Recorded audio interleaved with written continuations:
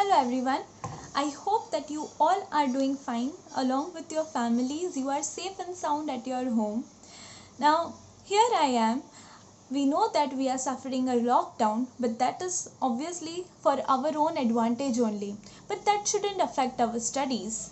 So, we are going to start with, or may I say that we are going to continue with our chapter life processes. I know we have already started it, but let us do a recap of it, right? The first important process in our body is digestive system. Today we are going to learn about it. Now, everyone, you all know that food is a basic requirement of a human being or of any organism. We get energy from food. Now, how does the food that we eat is of large, what you can say, it is of a larger structure, and the cells which are present in our body are so small, they are microscopic. So how does this large molecules of food get converted into smaller, simpler molecules? That is what we are going to study. So be ready everyone. So students, our food contains carbohydrates, proteins, minerals, vitamins, fats and water. All these compounds are actually complex compounds. So they have to be converted into simpler compounds. That is where digestion takes place. What is digestion? Conversion of complex food particles or molecules into simpler molecules. That is why our system, which converts these complex compounds into simpler forms, is known as digestive system, which we are going to learn further. So everyone, as you can see, this is the schematic diagram of the human digestive system. Over here, you can see the main parts of the human digestive system are mouth, esophagus, stomach, pancreas, liver, gallbladder, small intestine, large intestine, rectum and anus. Now we are going to study this process in detail. Everyone, the digestion of the food starts from the mouth itself. Our mouth contains teeth which help in chewing the food, as well as the salivary glands are present. The salivary glands releases saliva which contains amylase enzyme. This amylase enzyme breaks down the carbohydrate, the complex carbohydrates, into the simpler carbohydrates. Now, as the food is starting to digest over here, it starts to get swallowed. Now, it is swallowed through the tongue, and then it passes through the epiglottis, which is present between the junction of the esophagus and the trachea, that is the food pipe and the windpipe. Afterwards, it get passed through the esophagus through a movement which is known as peristaltic movement.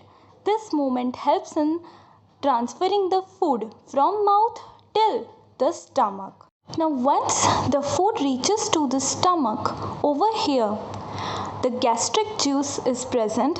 The gastric juice mainly contains hydrochloric acid, which is found in the concentrated form, and pepsin enzyme. Now this pepsin enzyme is generally inactive in form and it is known as pepsinogen. Because of the presence of the concentrated hydrochloric acid, this pepsin enzyme gets activated and it helps in the digestion of protein. Now, as the concentrated hydrochloric acid is present, it can be like that our inner lining of the stomach can get affected by it. But due to the presence of mucus layer, our inner lining of the stomach is protected. A thick mucus layer protects it. Now, sometimes we feel acidity, that is due to the presence of extra acid, or you can say extra acid is sometimes released by our stomach. Due to that, acidity occurs. We can get any antacid which can work against the acidity. After the stomach, the food then enter to the small intestine. Now, before entering the small intestine, between the junction, the secretions of liver and pancreas are released from the inner wall of the small intestine. Liver synthesizes bile juice. The bile is responsible for emulsification of fat. Now, the bile which is synthesized by liver is actually stored by gallbladder. Hence, the gallbladder will release the bile juice. After that, the release or the secretion of pancreas, which is the pancreatic juice, which contains trypsin, lipase and amylase, these three enzymes. Trypsin works for protein digestion, lipase works for fat or lipid digestion, and amylase works for carbohydrate digestion. All these enzymes work together and digest the food. Complete digestion of food takes place in the small intestine. You must be saying that why does it is known as the small intestine? Actually, the width of the small intestine is quite smaller. That is why it is known as the small intestine. Other than that, the length of the small intestine is much more than the large intestine. After the food gets digested in the small intestine, the next process that is going to take place is the absorption of food, which also takes place in the small intestine. The absorption of the nutrients is very easily possible in the small intestine with the presence of villi.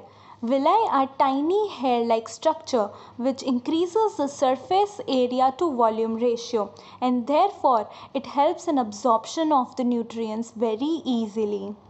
After the food or the nutrients gets absorbed in the small intestine, the rest undigested food then enters the large intestine, where absorption of water mainly takes place. Absorption of water as well as absorption of the other minerals. The food will get transported to the large intestine, and the undigested food which cannot be treated at all will then get stored into the rectum and released out of the body through anus. You will ask, then what is the need of appendix? Why it is labeled over here? Appendix is an external, or you can say extra part of the large intestine, which is mainly working in the herbivorous animals. The herbivorous animals has the enzyme which can digest the cellulose which is present in the plant. So therefore it is not active in human beings. Hope now that you have understood the human digestive system very well, along with the function of all the different organs and all the different glands. The question that I am going to ask at the end of the video is that what is the difference between alimentary canal and digestive system? I will be very happy to know the answer. Okay, till then, bye bye all of you. Take care.